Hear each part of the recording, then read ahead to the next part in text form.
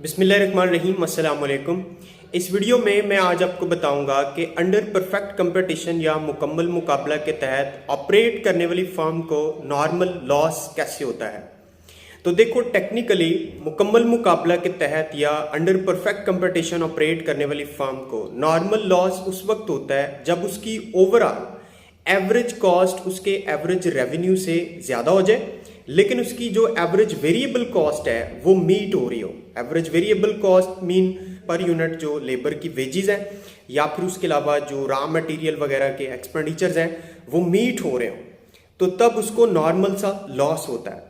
लेकिन इस normal loss के केस को किस तरह से हम ड्राइव कर सकते हैं या इसकी डायग्राम कैसे बनाई जा सकती है, हम चलते हैं व्हाइट बोर्ड पे और इसको सीखने की कोशिश करते हैं।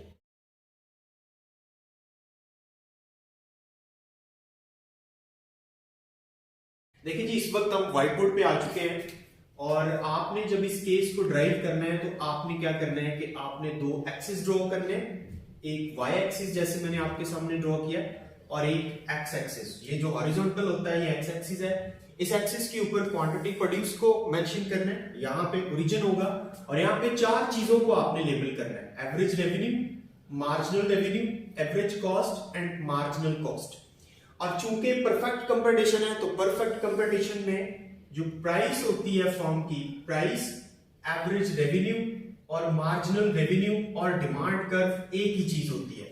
हॉरिजॉन्टल बनती है यूनिफॉर्म प्राइस की वजह से।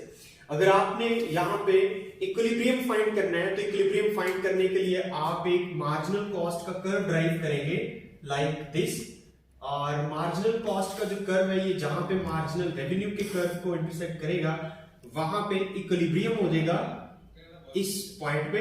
और इसको जब आप क्वांटिटी एक्सेस के साथ लिंक करेंगे तो आपके पास वो क्वांटिटी आ जाएगी जहां पे एक फर्म क्वांटिटी प्रोड्यूस करके दे रही है मार्केट के अंदर। अब चूंकि हमने लॉस के केस को शो करना है तो लॉस उस वक्त होता है जब ऑन एवरेज रेवेन्यू से एवरेज जो कॉस्ट है, ओवरऑल जो एवरेज कॉस्ट है वो ऊपर चली जाती है।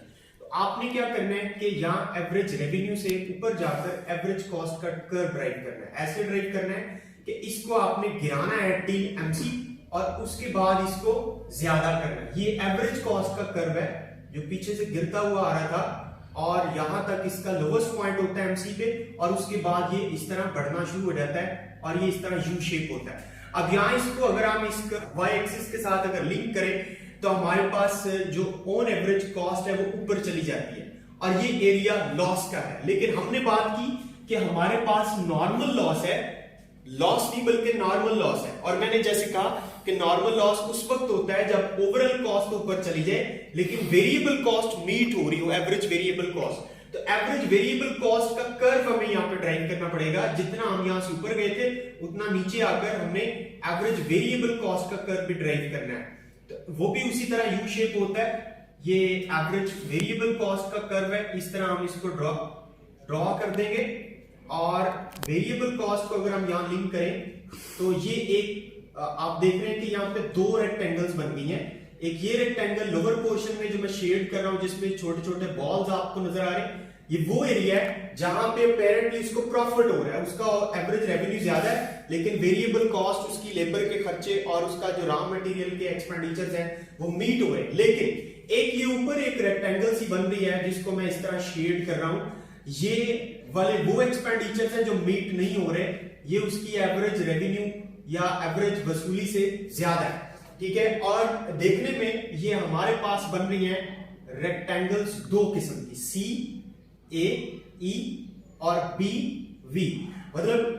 और लॉस अगर हम यहां पे देखें तो लॉस जो है वो क्या होगा, आप एक ये जो जहां पे प्रॉफिट उसको हो रहा है पी ई बी और वी, इसमें से अगर आप इसको माइनस कर दें सी ए ई और पी वाली रेक्टेंगल को तो आपके पास जीरो आ जाता है। मतलब जो प्रॉफिट हो रहा होता है, जो लॉस हो रहा होता है, मिक्स हो जाते हैं और प्रॉफिट और लॉस जीरो हो जाता है। इस जीरो का मतलब ही नॉर्मल लॉस है।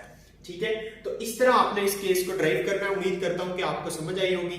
अगर वीडियो आपको अच्छी और इन्फॉर्मेटिव लगी है तो लाइक करके शेयर कीजिए और चैनल पर नए हैं, सब्सक्राइब नहीं किया तो सब्सक्राइब करके बेल आइकन प्रेस कर दें ताकि आपको आने वाली तमाम इन्फॉर्मेटिव वीडियोस मिलती रहे। अल्लाह हाफिज।